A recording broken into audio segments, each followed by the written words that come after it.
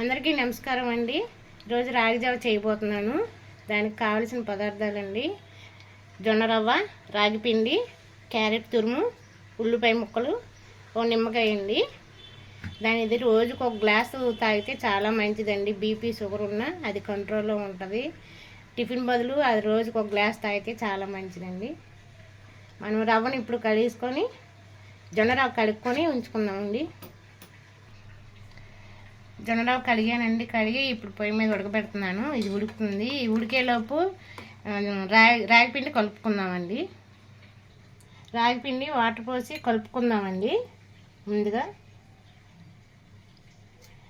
ఇదండి, రోజుకు ఒక గ్లాస్ తాగితే చాలా మంచిదండి. బీపీ షుగర్ కంట్రోల్లో ఉంటుంది. ఎవరైనా తాగొచ్చండి, చిన్నపిల్లల నుంచి పెద్దవాళ్ళ వరకు. రోజుకు ఒక గ్లాస్ తాగండి. టిఫిన్ బదులు చాలా మంచిదండి. ఇది రాగిగా ఉడికిందండి. కొంచెం ఉప్పు వేసుకుందాము.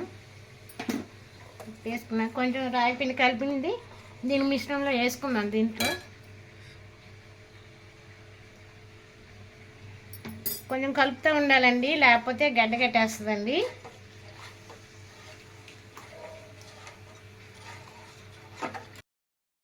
రెడీ అయిపోయిందండి ఈరోజు ఇది. తర్వాత నిమ్మకాయ కలుపుకుందామండి. నిమ్మకాయ, ఉల్లిపాయ, క్యారెట్ బౌల్లో పోసుకున్నామండి. ఇప్పుడు నిమ్మకాయ పిండుకుందామండి.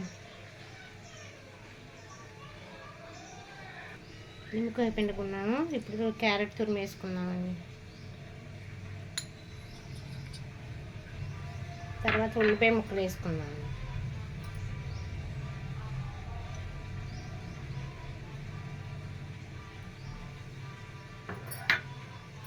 తర్వాత కొత్తిమీర కొంచెం వేసుకున్నాము.